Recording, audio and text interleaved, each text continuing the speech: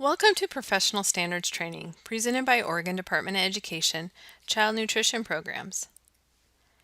After following this training, you will understand the key requirements for professional standards, who must meet professional standards requirements, hiring standards and food safety certification for new directors, annual training requirements, tracking your training, and you'll learn about resources available. The professional standards, another key provision of the Healthy Hunger-Free Kids Act of 2010, are intended to ensure that school nutrition professionals that manage and operate the National School Lunch Program and School Breakfast Program have adequate knowledge and training to meet program requirements. Requiring training and proper qualifications to serve in the child nutrition programs is expected to improve the quality of school meals, reduce errors, and enhance program integrity. Professional standards will create minimum hiring standards for new directors based on a sponsor's size and require minimum annual training for all new and current employees working with school nutrition programs. Professional standards applies to all employees working with the school nutrition programs. Whether the sponsor operates the school nutrition program or contracts with a food service management company, sponsor-level compliance with the professional standards is now included as part of the administrative review. Professional standards requirements are separated into three job categories: directors, managers, and staff. At the local level, there are many different job titles, and yours may not match the categories listed, but these categories are defined more by general duties than by actual title. Here are some general duties for each category. Directors: plan, administer, implement, monitor, and evaluate all district-wide aspects of school nutrition programs, regardless of its size. A sponsor typically only has one director. Managers have direct responsibility for the day-to-day operations at one or more schools. Staff prepare and serve meals, process transactions at point of service, and review the free and reduced price application, along with other routine work. Typically, staff do not have management responsibilities. Use these duties to help determine each employee's professional standards job category. In addition to overall training requirements for all employees, USDA has set hiring standards for new food service directors. Let's first focus on these hiring standards. New directors, those hired on or after July 1st, 2015, are subject to the new requirement. Existing directors will be grandfathered in their current positions, as well as in the student enrollment category where they are currently working. The education requirements for hiring new directors are separated into three categories, based on a sponsor's student enrollment.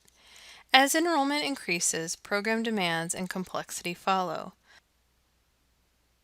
The minimum requirements are higher for sponsors with enrollments of 10,000 or more students than for smaller districts. Multiple school corporations, residential child care institutions, RCCIs, must add the enrollment of all schools RCCIs to determine the total enrollment and category of hiring standards to meet. The categories are fewer than 2,499 students, 2,500 to 9,999 students, or 10,000 or more students. Again, current directors are grandfathered in. The hiring standards for sponsors with less than 2,500 students are listed on the slide. There are several options for meeting the minimum education requirements: bachelor's degree with a specific major, or bachelor's degree with an academic major and a state-recognized certificate, or associate's degree with specific major and at least 1 year of experience, or high school diploma or GED and 3 years of experience. The specific majors required are outlined within the regulations and include academic major or concentrations in food and nutrition, food service management, dietetics, family and consumer science, nutrition education, culinary arts, business, or a related field. For sponsors with 2,500 to 9,999 students, the minimum education requirements for hiring are the following: bachelor's degree with a specific major, or bachelor's degree with an academic major and a state-recognized certificate, or a bachelor's degree with an academic major and at least 2 years of experience, or an associate's degree with specific major and at least 2 years of experience. For sponsors with 10,000 students or more, the requirements for hiring a new director are a bachelor's degree, either with a specific major, with any major and a state-recognized certificate, or with any major and at least 5 years experience in the management of school meal programs. Now let's review requirements for food safety certification. Food safety is an extremely important part of working with school meal programs. The professional standards require that new food service directors obtain at least 8 hours of food safety training within the 5 years prior to their start date or within the first 30 days of their start date. So far, we've covered who is required to meet the training standards and hiring standards for new directors. Now let's look at annual training standards. As stated previously, the USDA Professional Standards Rule set training standards for all employees working with a school meal program. The rule provides specific topics for continuing education based on the individual's work responsibilities. Using food service money to train personnel is an allowable cost to the nonprofit food service program. However, those monies cannot be used to pay for an employee's education in order to meet the hiring standards. For example, if the sponsor wants to hire an employee into a director's position, but they are lacking the education, the nonprofit food service money cannot be used to pay for that education. In summary, directors who are responsible for managing the school nutrition program are required to complete 12 hours of training annually. The manager who is in charge of the operation of a site or several sites must complete 10 hours of training annually. In situations where the school manager also performs the duties of a director, the manager must meet the professional standards as a director. Everyone involved with school meals, whether full-time or part-time, needs training. With good reason, much of the staff's daily work is interacting closely with the customer, the students. Training helps them to understand what to do and how to do it. Staff who regularly work 20 hours per week or more in school nutrition programs need at least 6 hours of training annually. Staff working less than 20 hours per week need 4 hours of training annually. For purposes of tracking this standard, the year is defined as July 1st to June 30th, based on the school year. USDA did include some flexibilities with the final rule. If someone is hired in the middle of the school year, the training requirements are prorated. So someone hired on January 1st must complete half of the annual training requirements. Allowable training may be obtained from a variety of formats and resources.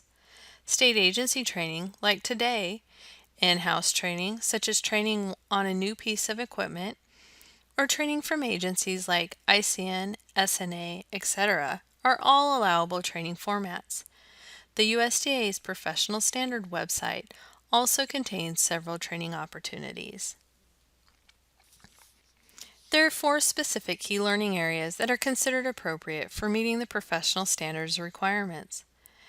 They are nutrition, school food service operations, administration of the school meal programs, and communication and marketing of the school meals program. You can find more information on these categories and the objectives within each category by checking out the USDA Professional Standards website located on the resource slide later in this training.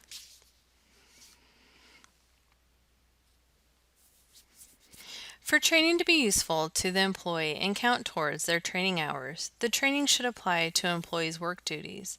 Consider these options for job-specific training: online courses, structured on-the-job training, in-service training, local school nutrition organization educational events, state agency sponsored training, training you conduct for staff, meetings sponsored by food service partners, vendors, and commodity groups, college courses with job-specific content.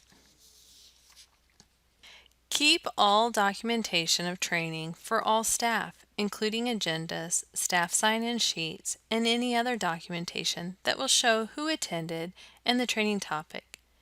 Evidence of training must be provided to the state agency during the administrative review. USDA has developed a tool that food service directors may use to track the training activities in their district. This is an optional tool and is not required. However, some sort of tracking mechanism is important in order to plan and document all employees' training hours. ODE CMP has also developed a Word document to assist sponsors in tracking training. The ODE CMP tool is located on the Administrative Review Resource webpage. A link to the tool is listed on the resource slide at the end of this presentation. Here's a view of the USDA's tracking tool that allows districts to enter each employee information into its database. Directors can keep track of each employee's history of training, and state agency staff can see how the tracking is being documented. You are not required to use this tool. You may develop one of your own. Here is the information that you must track: employee first and last name, hiring date, employee position, required hours of training, training title, subject, and date, length of training, school year training applied, completed training hours year to date. Here is a list of resources that we discussed in the training. Another great resource is the ODE School Nutrition Training webpage. Please visit www.ode.state.or.us/go/SMP training to view all the trainings we have to offer. Thank you for taking the time to view this training on professional standards for school nutrition program. We greatly appreciate the work you do to fuel Oregon's future.